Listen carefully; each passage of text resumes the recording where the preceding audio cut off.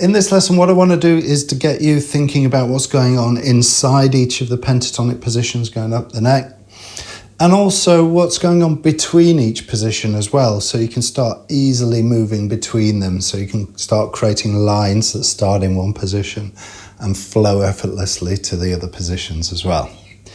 Now, what I'll be doing as well is I'll be drawing on those green and those yellow shapes that I introduced in the previous lesson as well. So if this is the first time you've encountered them, then go back and review those earlier lessons and just get that concept clear in your mind as well, because we'll be using those a lot.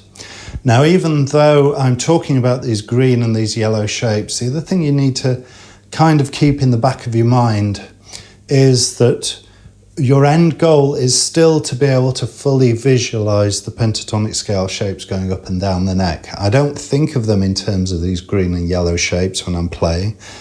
I've moved beyond it, if you see what I mean. So this is kind of an intermediate step that will allow you to get a better understanding of what's going on in each of the positions. But ultimately, you won't need them. As you learn this, as you get more fluent over the neck, you won't need them.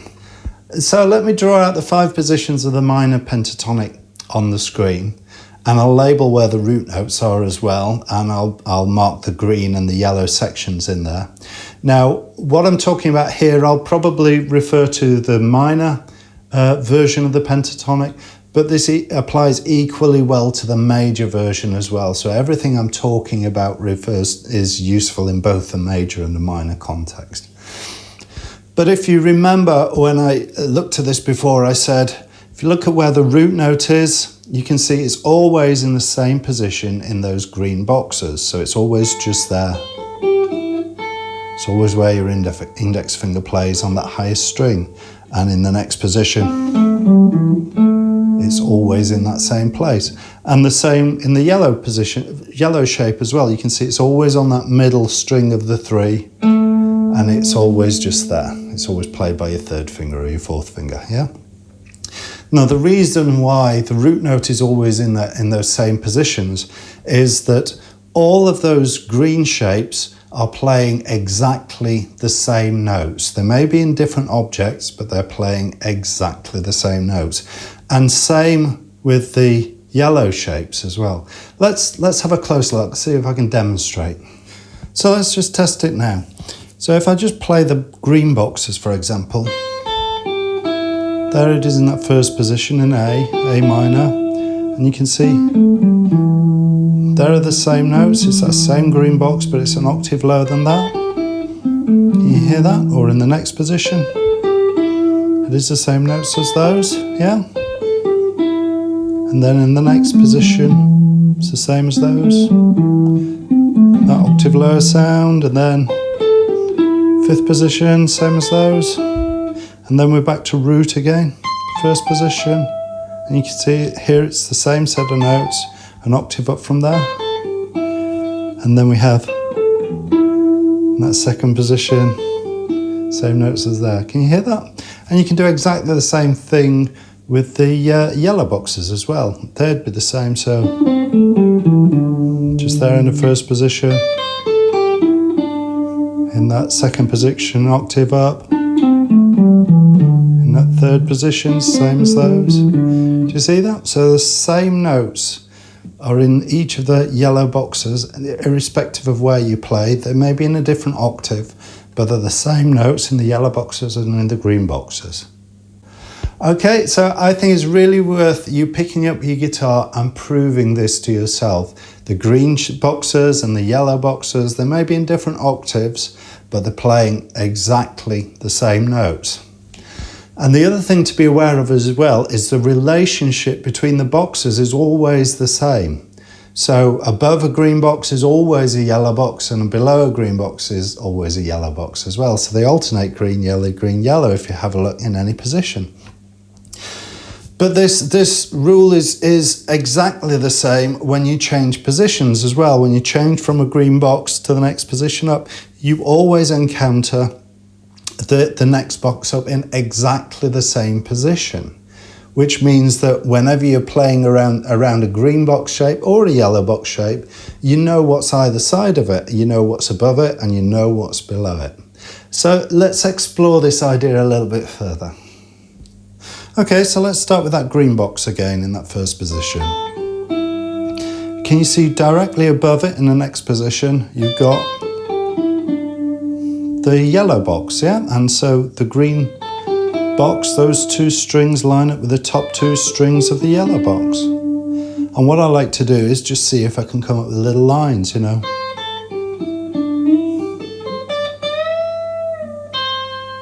Yeah, just see what you can come up with. And just try it in a different so I've got a green box here.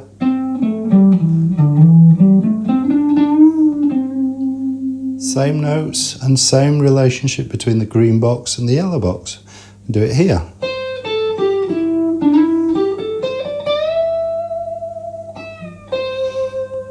Yeah, or here.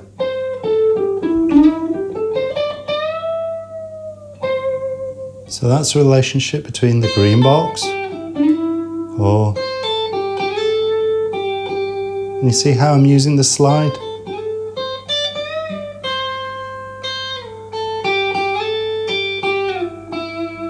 And I can use the slide the other way as well, so that immediately shows you the relationship between the yellow box and the green box.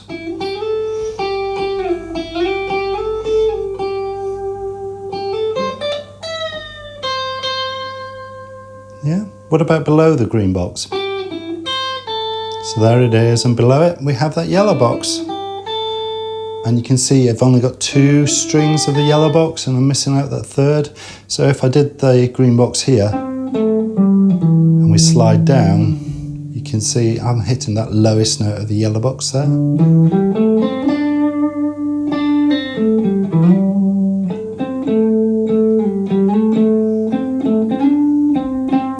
So I know below the green box is the yellow box, and above it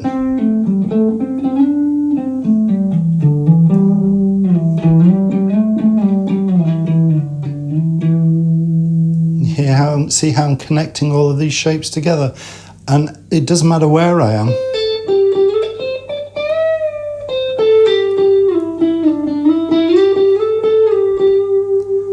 This relationship holds, and it doesn't matter where I play those green boxes and those yellow boxes.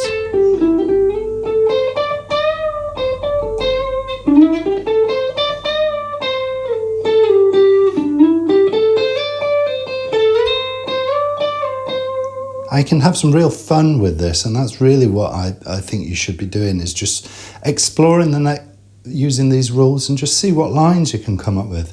You can come up with some really great lines by doing this. Okay, so the next relationship it's worth knowing about is, there's a green box again. And if you look at that on the next shape down, you can see this is between strings 1 and 2. And then on the next box down, which is position 5, is between strings 3 and 4. And then we drop a shape, and now it's between strings 5 and 6. So when I move down and across, you can see I play the same green box again. Can you see that?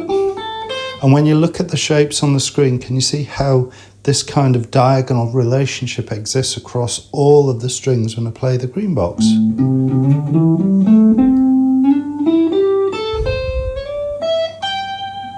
Yeah, and I can connect them together to move diagonally. And the same's true with the yellow box. In fact, in some ways this is even easier. So here's a yellow box in that first position. Can you see that last note I play here is the start of the yellow box in the next position? And that would be the start of the yellow box in the next position. And I've run out of strings.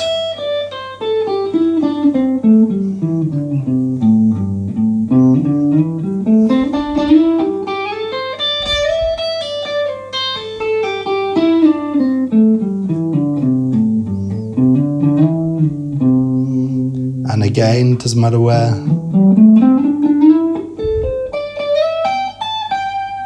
Where I start those yellow boxes, they all join together on that diagonal corner.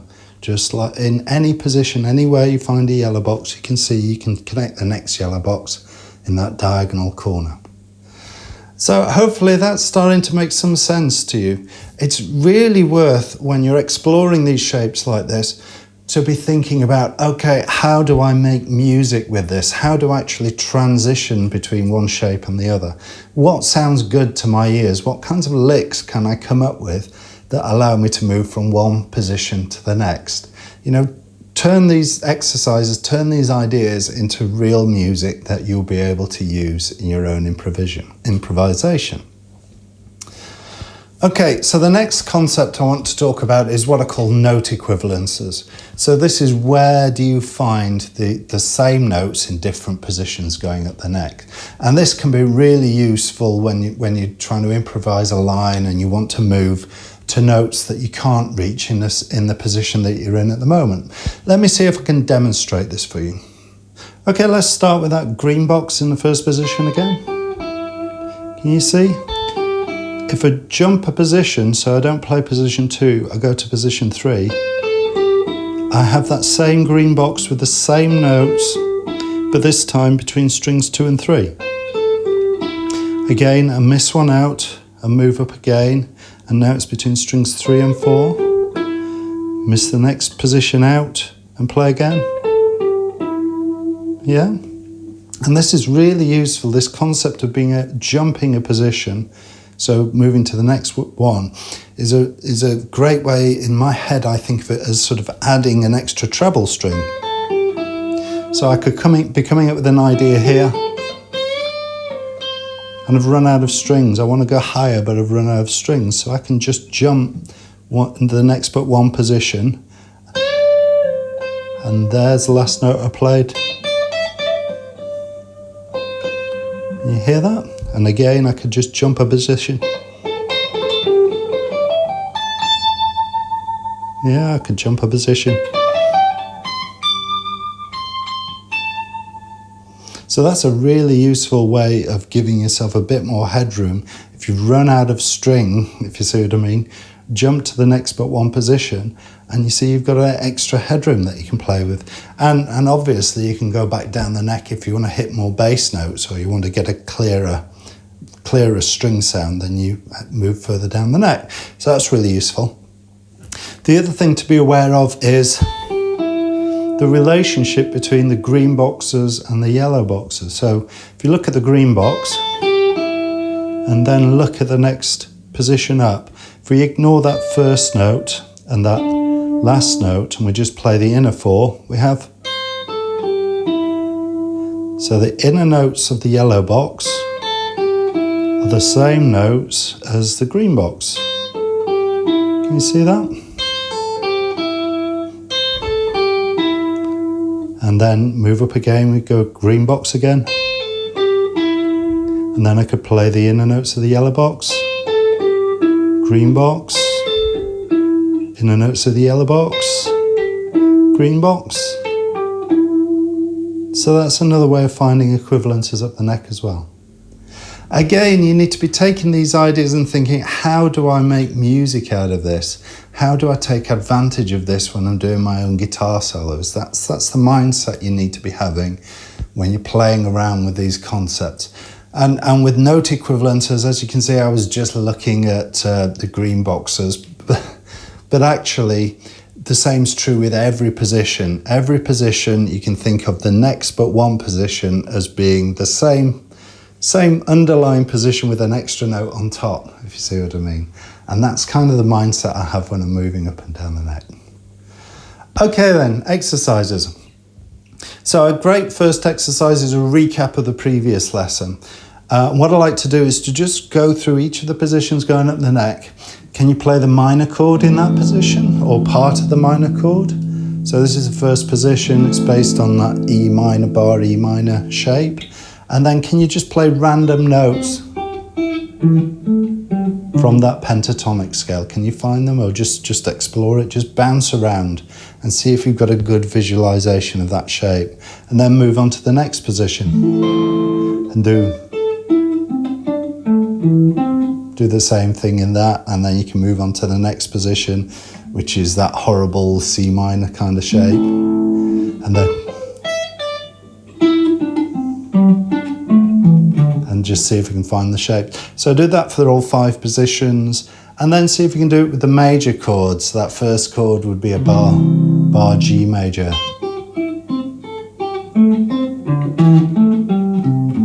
And then just see if we can randomly play that. So, you know, G, E.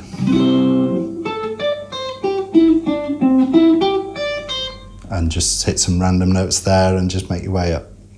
Okay, next exercise is sliding between positions. Like I say, go recap the lesson that we had and the way these shapes link together, and just see. See if you can come up with little lines.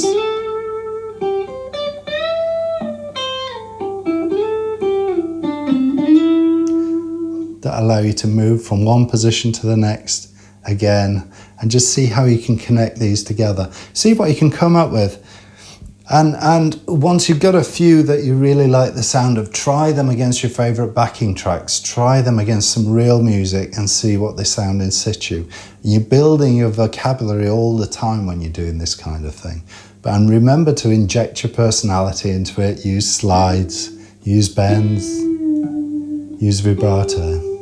Yeah, just use these kinds of techniques to inject your own voice into what you're playing. Okay, so the final exercise is around note equivalences. So the first thing to do is just see if you can find them. Just start, say, in the root position. Play the green shape, can you find? Jump 2 positions and find the same shape. Find the equivalent scale, yeah. And you can do exactly the same with the yellow. Yeah, and once you can do that, can you create little lines?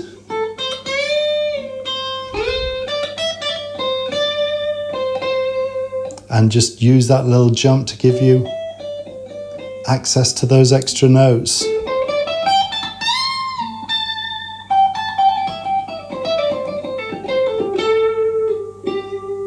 Just see what you can come up with. So that's it this week. There's quite a lot, again, in this lesson. There's a lot to work through. This is something that you can spend weeks and months and years just exploring and finding new routes between the scale shapes and things like that. And you can create some really beautiful lines and melodies by using these kinds of tricks. So, you know, stick with it, see how you get on with it, and we'll chat next time. Okay, goodbye.